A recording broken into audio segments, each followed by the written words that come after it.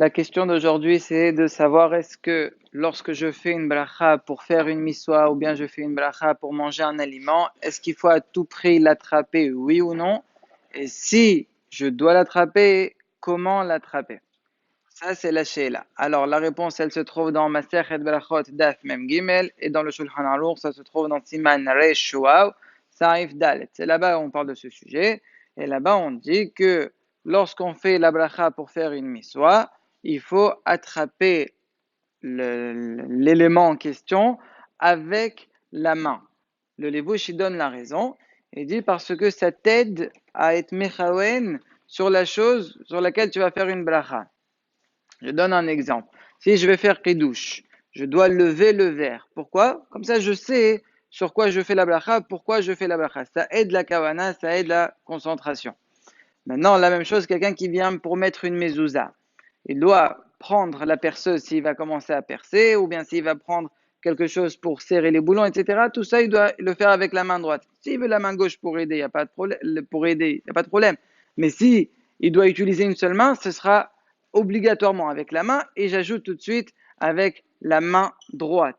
Ça, c'est les mefashim qui ont discuté est-ce qu'il faut à tout prix la main droite ou pas, et la matrana, c'est qu'il faut la main droite. Pourquoi? Parce que toujours la main droite, c'est la main qui fait le semel de l'ardusha, comme il dit le passeur, Shewit et Hachem l'énerditamid, qui mimini balemot. Mimini, c'est le yamin. Donc c'est pour cela qu'à chaque fois qu'on doit faire, que ce soit une bracha pour une miswa, que ce soit une bracha pour un aliment, même birchot haneinin, c'est pareil. Il faut tenir, par exemple, si tu as une pomme, tu dois tenir la pomme avec la main droite et après que tu fais bol et tu pourras manger. Maintenant, ma'adin, les gabé iter. Iter, c'est quelqu'un qui est gaucher. Quel rapport? En fait, le mot iter, il est ramené dans Shoftim. Et là-bas, c'est marqué Ehud ben Gera, iter yad yemino. Ça veut dire quoi? Il était gaucher. Mais comment on dit iter yad yemino? En fait, iter, ça veut dire boucher. Sa force, elle était bouchée dans la main droite. C'est-à-dire qu'elle n'est pas dans la main droite, elle est dans l'autre main. Donc, toujours quand on dit italienne, c'est une façon de dire le gaucher. Maintenant, ma'adin le gaucher, ça, la sheila. Est-ce que c'est la même chose que le droitier? Ou bien on dit non, il faut prendre sa main droite à lui, donc en fait c'est sa main gauche. Alors le Berkeveg et Marin Avraham, eux, ils concluent qu'on va par rapport à lui, mais le Kafahim, après qu'il ramène l'ordera, il dit qu'Alpia Kabbalah, même lui devra tenir avec la main droite. Et c'est comme ça la halakha, donc retenez, s'il y a des gauchers ici, j'imagine qu'il y en a, quand vous attrapez, il faut attraper avec la main droite, même si c'est votre main faible. Il n'y a pas de différence entre les hommes et les femmes, elles aussi, ils ont les mêmes dîners. Donc on retient que ce soit une miswa, que ce soit un nehnin, que ce soit un homme, que ce soit une femme, que ce soit un gaucher, que ce soit un droitier, tout ça, ce sera avec la main droite. Le loulav, c'est une miswa, la même chose, on attrape avec la main droite le loulav.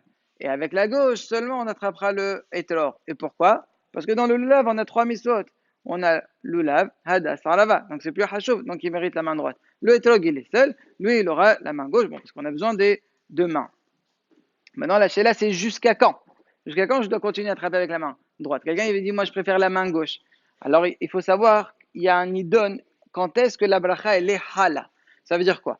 Quand est-ce qu'une fois que j'ai fait la bracha, c'est bon, la bracha, elle est accomplie, j'ai terminé, je peux commencer à parler. À partir de quand? Donc, il y a trois dérotes. Première déra, c'est la déra du mail, il suffit de mettre l'aliment en question dans la bouche, ça y est, la bracha, elle est hala, tu peux parler. Selon le lechet yosher, il faut commencer à mâcher. Si j'ai juste mis dans la bouche, ça ne suffit pas. Et on a la troisième déra qui est la déra du shla, donc shnei lo hatabrid, qui dit qu'il faut avaler. Les hila, pour parler, on est mahmir, il faut attendre d'avaler. Ça arrive très souvent dans le mossi. À peine vous faites le mossi, à peine on a mis le bout de pain, tac, on commence à parler. Il faut savoir que c'est pas bon. Les hila, il faut attendre d'avaler. Maintenant, si jamais quelqu'un vient va, il a parlé, on va tenir comme un qaladin. Un qaladin, il suffit d'avoir commencé à mâcher, tu as commencé à mordre un peu, ça y est, le palais, il a commencé à en profiter, le hirnahna, donc tu recommenceras pas la blacha. Ça, on est mahmir beaucoup concernant l'Aïnian parler. Mais l'Aïnian, la tfissa, d'attraper avec la main droite, là on est mekel. Il suffit que tu as mis dans la bouche, tu as mâché, même le khathila, tu peux commencer à changer de main. Le Mishnah Brura, il ramène qu'il faut jamais prendre un couteau piqué, par exemple un morceau de pastèque, et attraper avec la main et faire la bracha. Pas du tout. Enlève ce couteau-là, tu prends la pastèque avec tes doigts et tu fais la bracha.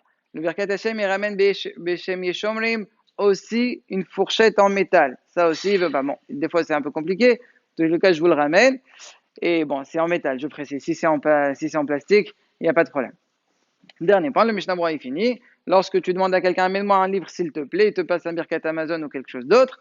Lorsqu'il te donne un livre, toi, quand tu es Mechabel Auto, tu dois être Mechabel Auto avec le Yad Yamin.